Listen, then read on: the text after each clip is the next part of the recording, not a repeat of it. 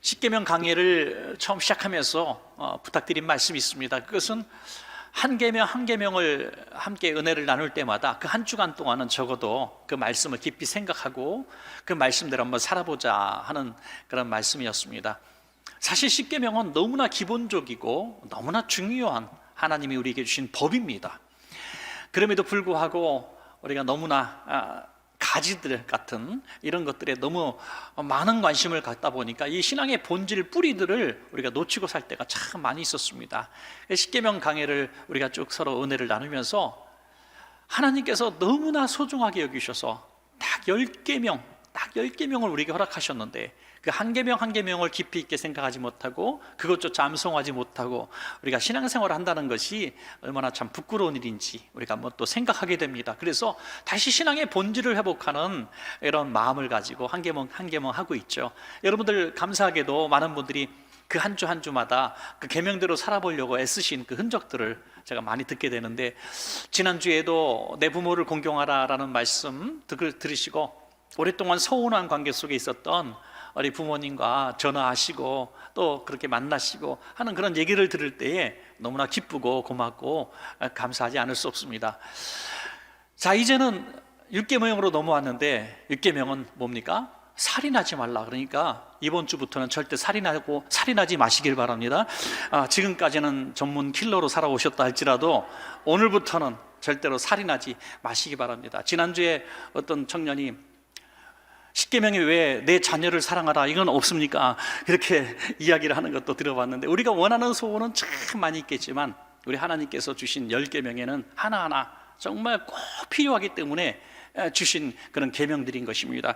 자, 오늘 6계명은 저는 한마디로 먼저 결론을 내린다면 이것은 생명 존중의 법이다. 생명 존중의 법이다, 이렇게 생각을 합니다. 생명을 참 지금 경시하는 풍조가 있습니다. 우리 아이들이 어릴 때부터 비디오 게임을 하도 많이 하고 그리고 영화를 하도 많이 봐서 그런지 어떤 학자에 의하면 적어도 살해 장면을 6,000건 이상을 영상을 통해서 본다. 틀림없는 것 같아요. 저는 그 이상이라고 봅니다. 영화 한 편에도 수많은 살해 장면이 나오고 전쟁 영화 한 편에는 수백 명, 수천 명도 죽입니다. 그런 것을 너무나 일상으로 보다 보니까 사람이 죽는 것에 대해서 너무 무감각하지 않는가. 죽으면 끝이지 이렇게 얘기를 합니다. 폭주적 오토바이를 뒤에 탄 여학생에게 이러다가 죽을 수도 있는데 왜 타냐 그랬더니 죽으면 죽죠 그렇게 대답을 해요. 죽음을 너무나 가볍게 생각해요. 초등학교 아이들이 학교 앞에서 파는 그 노란 병아리를 한 마리씩 사가지고 와서 자기 이름을 새겨놓습니다. 그리고 아파트 옥상에서 각자 떨어뜨려서 오래 산 병아리가 이기는 거예요. 죽을 때까지 던져. 길에서 만날 수 있는 그런 고양이, 또 길 잃어버린 강아지들도 함부로 가혹한 행위를 하고, 여러분 생명을 너무나 쉽게 생각하는 것 같아요. 너무나 이 장난감을 다루듯이, 생명 없는 그런 인형을 다루듯이 생명을 취급하는 걸 보게 돼요. 그래서 그렇게 자란 아이들이 너무나 또 무시무시한 범죄를 서슴지 않고 저지르는 것을 보게 됩니다. 그래서 십계명, 우리 아이는 이 살인이라고 하는 것은 거리가 멉니다. 이번 주에 살인하지 맙시다. 이게 도대체 무슨 말입니까? 우리는 살인하고는 아주 거리가 먼 선량한 시민입니다.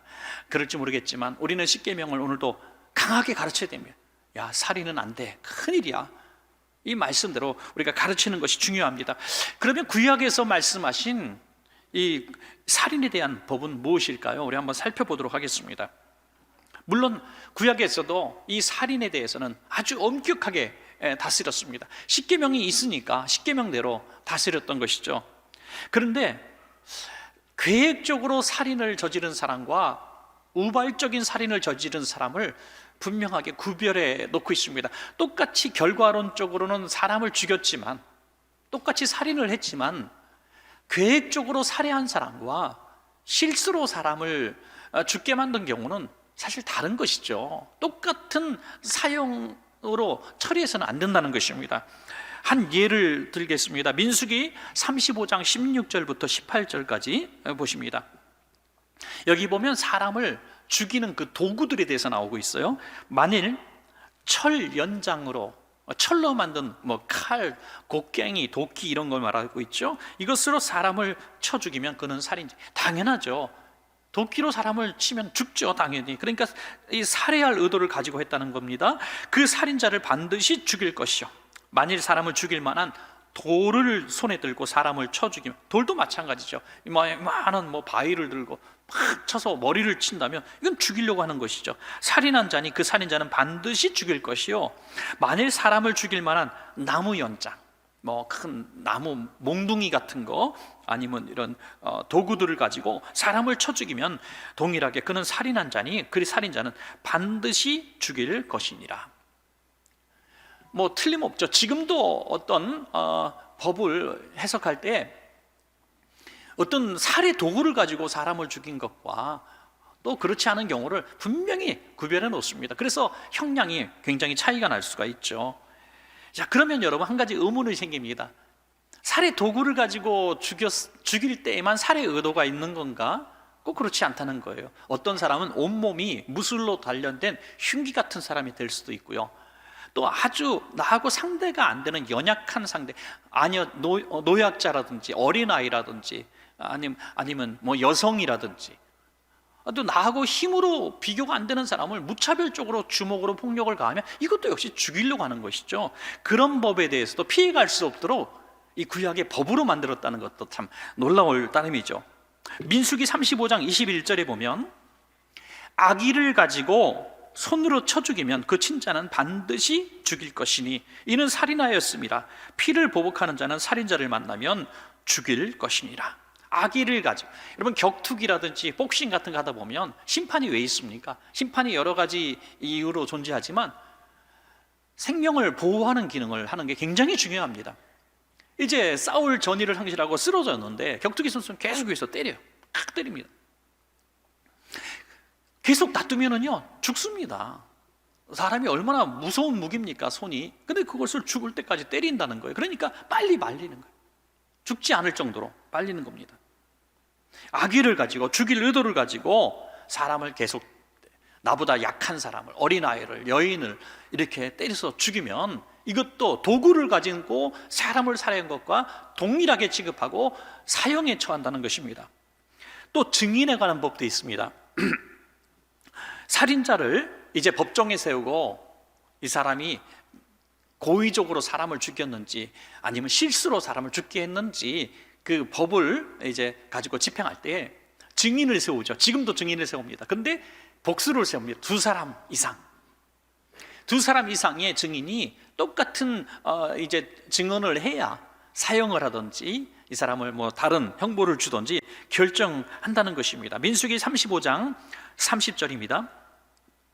사람을 죽인 모든 자 곧 살인한 자는 증인들의 말을 따라서 죽일 것이나 한 증인의 증거만 따라서 죽이지 말 것이요. 한 사람이 이 사람은 고의로 사람을 죽였어요 라고 막 말하는데 또 다른 사람은 아니에요, 그런 경우 아닙니다, 제가 분명히 봤는데 실수로 그랬어요 라고 얘기한다면 죽여야 된다는 한 사람 말 듣고 무조건 죽이지 말라는 거예요. 왜냐하면 그 사람이 이 사람과 감정적으로 아주 나쁜 상황에 있는 사람일 수도 있잖아요. 그러니까 위증을 할 수가 있다는 것입니다. 그러다 보니까 돈 있는 사람들이 꽤 많은 사람들이 자기의 죄를 감추기 위해서 거짓 증인을 사는 경우가 생겼습니다. 돈 주고 증인들이 사는 거예요. 실수로 죽인 거 맞습니다, 내가 봤습니다 하면 무죄가 되는 거예요. 또 내가 죽이고 싶은 사람을 죽이기 위해서 거짓 증인을 삽니다. 우리가 분명히 봤는데 저 사람 계획적으로 사람을 죽인 겁니다, 증언을 하게 하는 거예요. 여러분, 이 법이 만들어진 지 한참 후에 우리 예수님도 법정에 세워졌을 때 성경에 기록되어 있는 대로 거짓 증인들을 제사장들이 돈을 주고 삽니다. 바로 이런 증인들도 악하게 이용하는 이런 법이 있습니다. 더 재미있는 것은요, 정당방위에 관한 법도 있다는 거예요. 정당방위하다가 사람을 죽인 거예요. 나를 공격하는 사람 내가 방어해야 되잖아요. 그래서 죽이는 경우, 그런 경우를 말씀하고 있는데, 이제 집에 도둑이 들어왔을 때 사람을 쳐서 죽이는 법을 또 말씀하고 있습니다. 그런데 도둑이 강도가 되는 경우도 있고 아주 좀도둑이 있습니다. 그냥 도둑이야 하면은 그냥 도망가는 그 도둑도 있을 수 있다는 거죠. 그런데 내가 힘이 있다고 도망가는 그 도둑을 붙들고 죽을 때까지 때리면 이건 정당방위가 아니라는 거죠. 그것을 기준을 어떻게 놓냐면 밤이냐 낮이냐라고 기준을 뒀습니다. 도적이 밤에 들어오면 강도가 될 수 있지만 낮에 지나가다가 빈지빈가하고 살짝 들어오면 이거 좀도둑이라는 거죠. 출애굽기 22장 2절부터 3절입니다. 도적이 뚫고 들어옴을 보고 그를 쳐 죽이면 피 흘린 죄가 없다. 이건 정당방위라는 거예요. 가만두면 강도가 될 사람이니까. 그러나 해 돋은 후이면 한낮에 그런 들어온 좀도둑을 그냥 힘 있다고 잡아 죽이면 피 흘린 죄가 있으리라. 여러분 너무나 놀랍지 않습니까? 요즘도 과잉 방어한다 이거 가지고 막 인터넷상에도 막 크게 논쟁이 되기도 하죠. 이 법이 3,500년 전에 있었던 법이라고 생각해 보십시오, 여러분. 지금도 똑같이 기준을 가지고 법 해석을 하고 있는 이런 상황들을 바라볼 때 하나님이 주신 법이 얼마나 놀라운가 하는 것을 보게 됩니다. 자, 이제 과실치사에 대한 또 법도 나옵니다.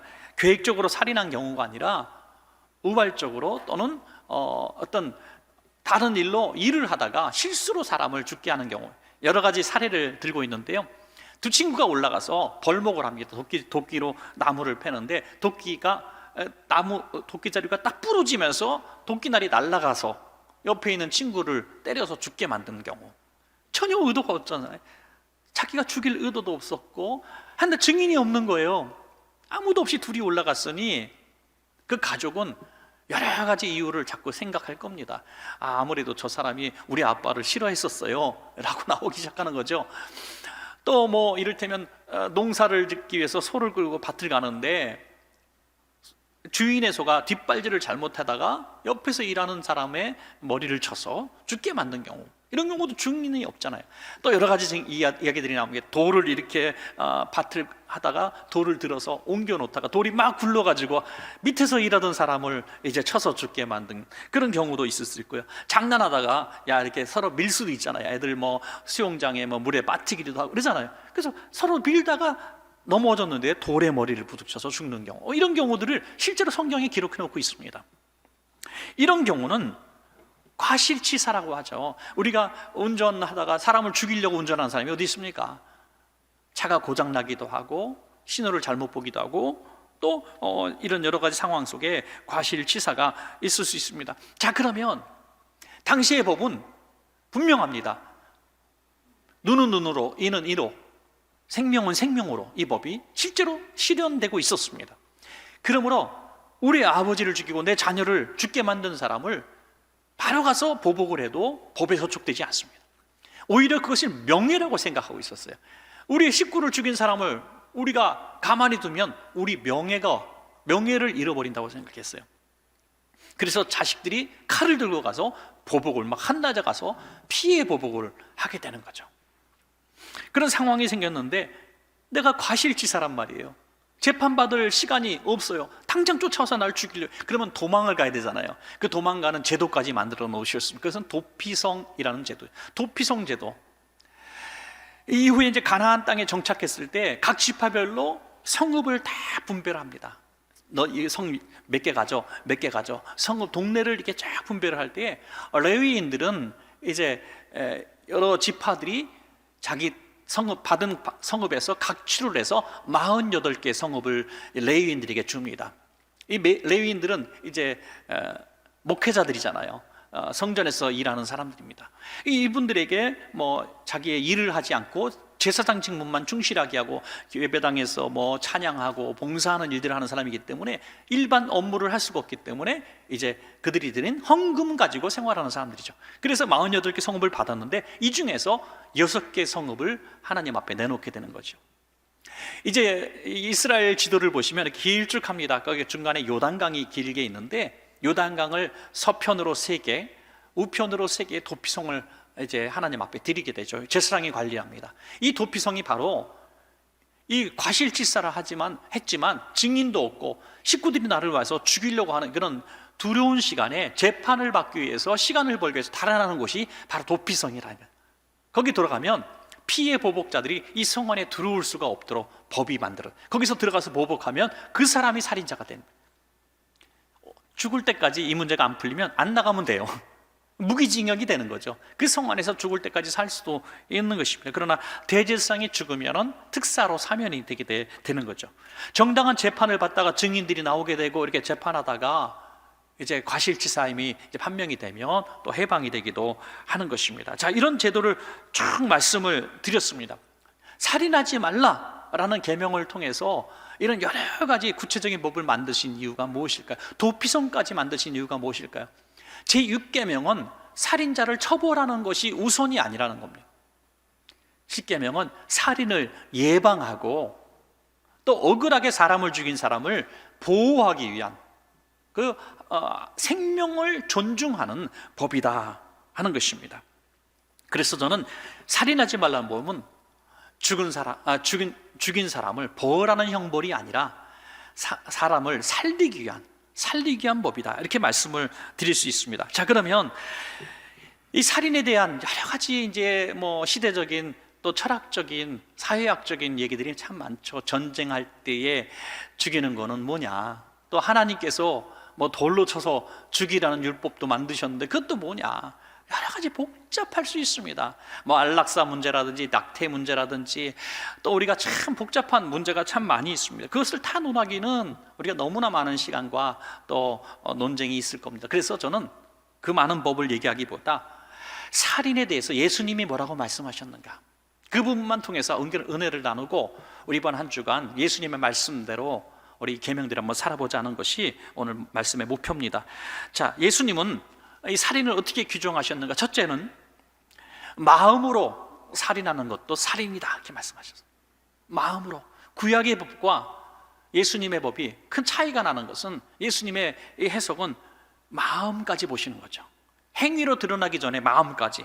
마태복음 5장 21절부터 22절까지 중요한 구절입니다. 제가 한번 읽겠습니다. 옛 사람에게 말한 바 살인하지 말라. 이 구약의 얘기를 말씀하고 있죠. 구약에 누구든지 살인하면 심판을 받게 되리라 하였다는 것을 너희가 들었으나 나는 너희에게 이르노니, 새 법을 말한다는 거예요. 형제에게 노하는 자마다 심판을 받게 되고 형제를 대하여 라가라 하는 자, 라가란 이 바보 같은 놈, 뭐 그런 뜻이래요. 이런 아주 경멸의 말을 하는 사람들은 공회에 잡혀가게 되고 미련한 놈이라 라고 하는 자는 지옥불에 들어가게 되리라. 이 마음속에 이 있는 것들을 말로 다 토해내는 것을 말하고 있죠. 여러분, 이 마음에 있는 이 살이가 행동으로 옮겨지는 건 그렇게 오래 시간이 걸리지 않는 것 같아요. 마음속에 살해할 의도를 갖고 있으면 이미 살인했다고 말하고 있어요. 다른 이제 십계명법에서도 계속 나와 있지만 이 간음하지 말라도 이제 또 나중에 다음 주에 설명을 하겠습니다만은 미리 그 마음속에 음란한 마음으로 음욕을 품으면 이미 간음했다고 말씀하고 있는 것이 예수님의 법입니다. 그러므로 살해할 마음을 정말 죽이고 싶은 마음, 저 사람 진짜 가다가 죽었으면 좋겠다, 막 이런 저주의 마음을 가지고 있고, 또 실제로 그 사람이 어떤 사건을 당하거나 죽었을 때 기분이 너무 좋아가지고 박수를 친다든지, 이런 마음은 살인한 자다. 얼마나 두려운 말입니까, 여러분? 헬라어에 보면 살인할 마음을 갖고 있는 화, 분노, 증오, 이런 것들을 두 가지로 나눠서 이제 구별해 놨는데요. 하나는 두모스고요, 하나는 오르게로 해석을 다르게 해놨습니다. 두모스는 일상적으로 늘 일어나는 화를 말하고 있어요. 우리는 작은 일에 참 화를 많이 내죠. 오늘은 설교가 너무 길어 하면서 화를 내잖아요, 그죠? 굉장히 뭐 작은 일에 화를 내며, 운전할 때 보면 갑자기 앞에 사람이 크 끼어들면 어이 저거면서 거룩한 입에서 갑자기 SS가 막 나오죠. 이게 잠깐 일어나는 화입니다. 그러나 그렇게 깊이 생각하고 죽이고자 하는 마음은 아니죠. 그냥 아유 정말 승질도 끄네 하고 일어나는, 그 화는 길지 않습니다.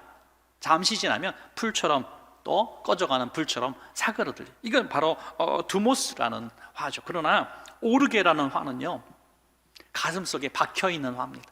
그리고 점점 자라는 화입니다. 이 화는 적어도 이런 것이죠. 내가 시집 올 때 30년 전에 얼마나 서러웠는지 아냐, 이런 거죠. 예. 너희 사촌 형이 말이야 뭐 이런 거, 당신은 나한테 잘한 게 뭐 있어 하면서 50년 전에 있었던 얘기하고, 또 우리 성도님과 미운 관계 있는 사람 얘기하면 10번을 만나서 10번을 사과했는데 지금도 그때 얘기를 또 하는 사람, 이게 바로 오르게라는 거죠. 이 화는 없어지지 않습니다. 계속 남아있어요. 계속 남아있어요. 세월이 지났는데 어느 날 갑자기 또 이게 막 나와요. 잊었는 줄 알았는데 또 올라와요. 이게 살인으로 본다는 거예요. 여러분 두렵지 않습니까? 누군가를 향해서 이름만 듣고 얼굴만 만나면 다시 치밀어 올라오는 그 증오와 미움, 저 사람은 죽지도 않고 뭐해? 막 이런 마음이에요. 사람을 죽이고 싶은 마음, 이게 마음속에 딱 있고 겉으로는 태연하게 대화하고 점잖게 대화를 나눠도 그 마음속에 그 사람이 죽기를 바라는 마음이 있었다면 너는 살인한 자야. 여러분 참 기가 막힌 것은요, 이 심리학자들이 분석하는 틀림없는 분석에 의하면 그럴듯하게 살고 있는 부부관계 속에서도요 80% 부부가 이 오르게를 가지고 있다는 거예요. 오르게를. 남들이 볼 때 금실이 그렇게 좋은 부부인데 어느 날 한번 어떤 문제로 싸움이 딱 터지면 20년, 30년 전, 40년 전 하면서 끝을 모르는 싸움을 하게 되는 것이 80% 부부라는 거예요. 다시 오늘 집에 가셔서 아내한테, 남편한테 당신 나한테 오르게 있냐고 물어보시기 바랍니다. 예, 오르게 있네요. 카터 대통령 부부는요 금실이 좋기도 아주 유명한 부부라고 합니다. 70년 이상 아주 금실 좋게 아주 남들이 볼 때 화목한 부부관계로 지냈으니까요. 그래서 어떤 기자가 그분들 부부가 있을 때에 물어봤답니다. 어떻게 우리 대통령 내부는 그렇게 금실이 좋으십니까? 그 비결이 뭡니까? 어떻게 이렇게 사랑을 70년 넘게 유지할 수 있습니까? 그랬더니 카터가 이렇게 얘기합니다. 사랑은요 30%밖에 되지 않았어요. 용서가 70%입니다. 용서해 줬기 때문에 우리가 이렇게 지금도 부부관계로 지내는 거죠 라고 얘기했어요. 그랬더니 로잘린 여사가 벌떡 일어나더니 틀렸어요. 사랑은 10%고요 용서가 90입니다 라고 얘기했답니다. 남들이 볼 때 그렇게 세계적으로 금실이 좋은 부부인데 사랑은 10%로 유지하고 90%는 용서 때문에 살았다는 거예요. 용서 때문에.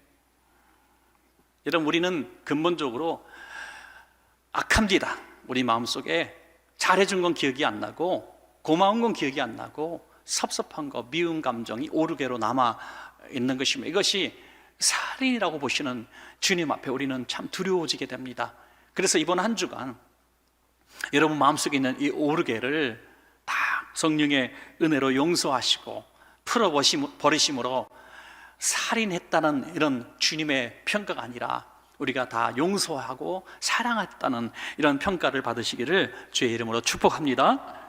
자, 또 하나는 입술로도 우리는 살인할 수 있다. 입술로도. 우리 조금 전에 읽은 말씀 또 반복적으로 말씀을 드리면 마태복음 5장 22절이죠. 형제를 대하여 라가라, 정말 이 바보 같은 놈 이렇게 얘기하고 말하는 자는 공회에 잡혀가게 되고, 미련한 놈, 아주 경멸하고 멸시를 하는 거죠. 지옥불에 들어가게 되리라. 노하는 자, 라가라는 자, 미련한 놈이라는 자.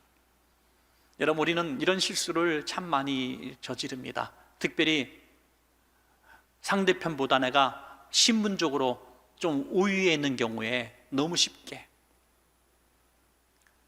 우리도 어려운 시절, 사회 초년병 시절이 있었는데 좀 직급이 올라가고 30년 직장생활하고 이사가 되고 사장이 되고 높아지면서 부하 직원들한테 이 미련한 놈아, 너는 일을 그따위로 하냐?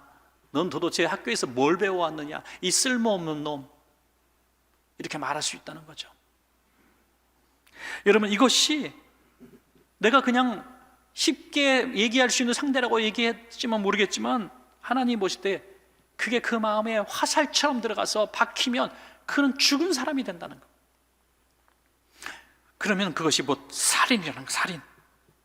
요즘에 SNS도 얼마나 문제가 많습니까? 직접 말로 하지 않았지만 글로 한 것도 말이잖아요. 얼마나 없는 말 함부로 하고 사람을 조롱하고 경멸하고 정말 말로 표현할 수 없는 끔찍한 용어들을 사용해서 인격을 아주 말살하는 이런 모습들. 그래서 결국 견디다 못해 자살하고 죽는 얼마나 많은 연예인들이 있습니까? 여러분, 그래서 우리 청소년들에게도 가르쳐야 돼요. 야, 보이지 않는, 너가 누군지도 모르는, 정체를 알 수 없는 글들을 쓸 때에도 이게 살인이 될 수 있다. 조심해라. 직장에서도 학교에서도 우리는 많은 살인들을 무심코 저지를 수가 있다는 것이죠. 잘 아시는 얘기지만 지존파의 김기환 씨가 최후 변론을 할 때 재판장 앞에서 자기가 사람을 죽이고 싶은 마음을 가졌던 데가 초등학교 4학년 때라고 얘기를 합니다. 초등학교 4학년 때 자기는 모든 세상 사람들을 죽이기로 결심했대. 도대체 무슨 일이 있었습니까?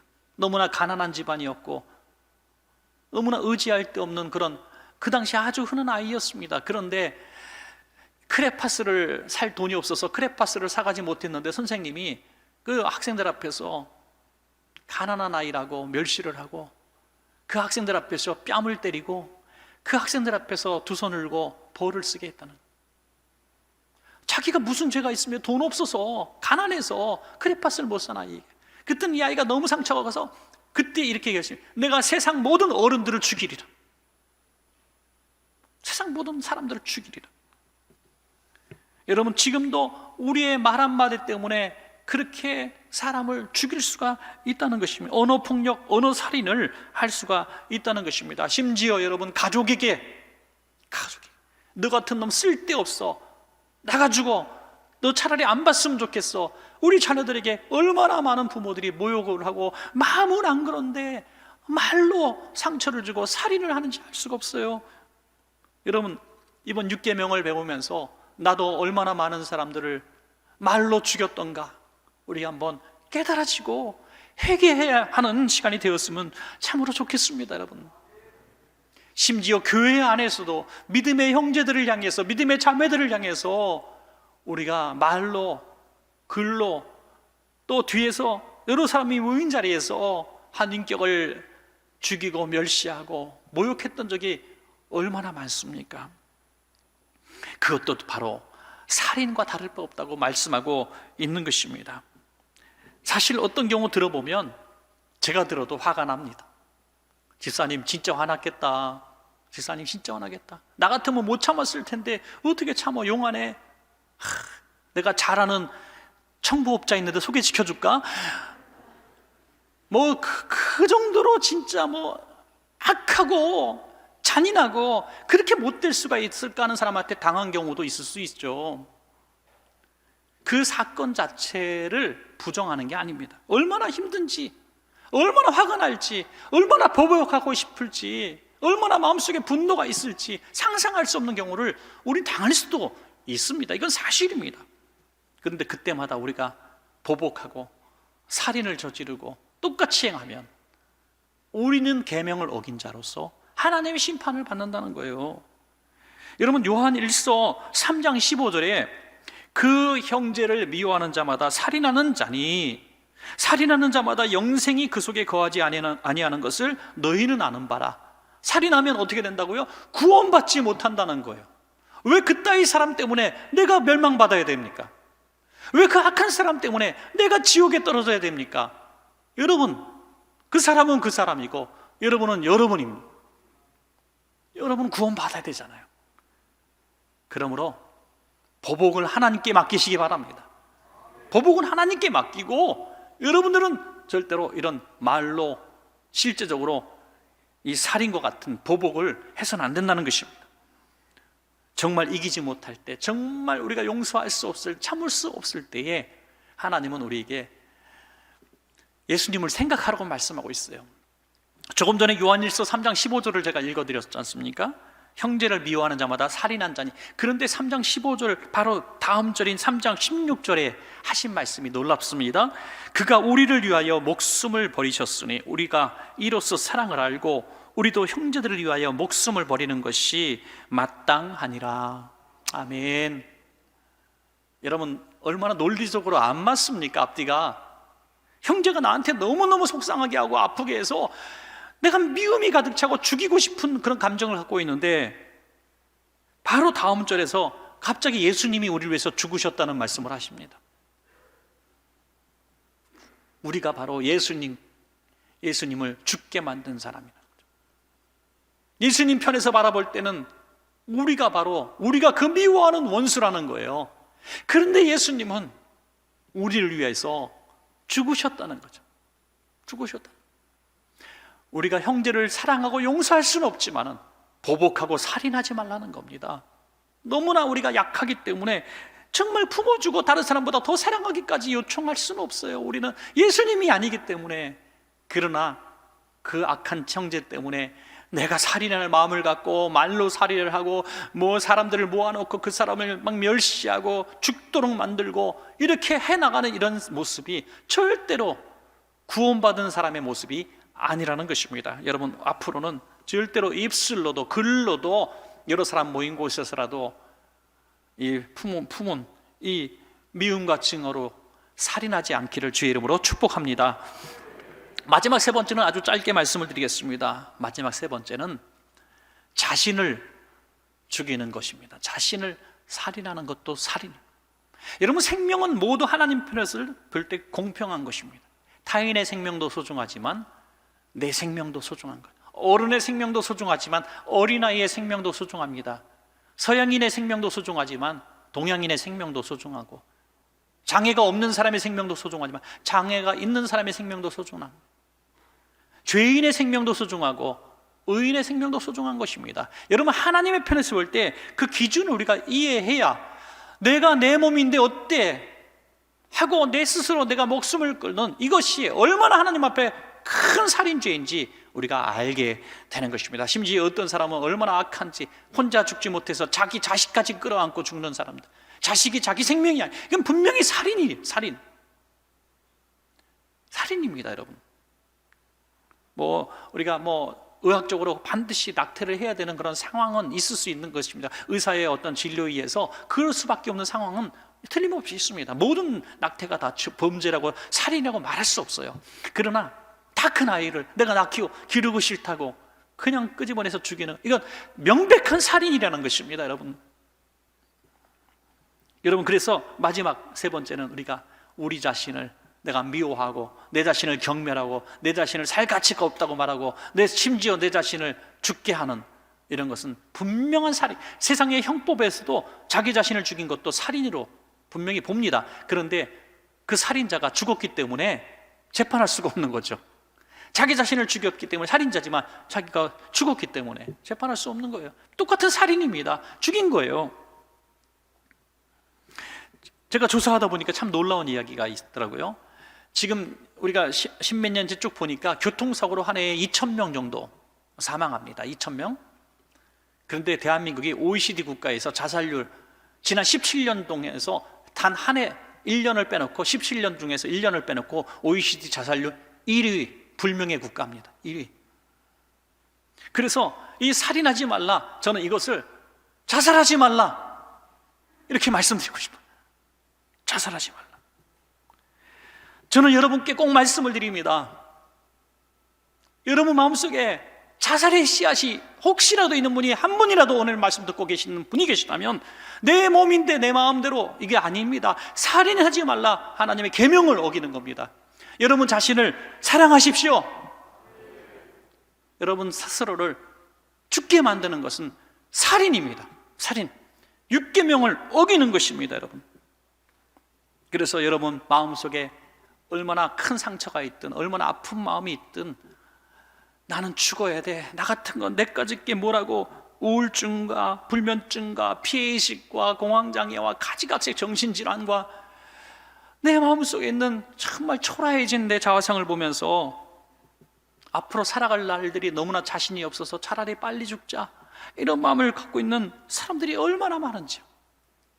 때로는 가난 때문에 살 가치를 느끼지 못하고 죽으려는 사람도 있고요, 부도 몇 번 맞았다고, 심한 모욕을 당했다고, 병이 들었다고, 불구가 되었다고 너무나 쉽게 목숨을 내던지, 여러분 그 상처를 가지고 치유하시는 하나님 앞에 나오시기 바랍니다.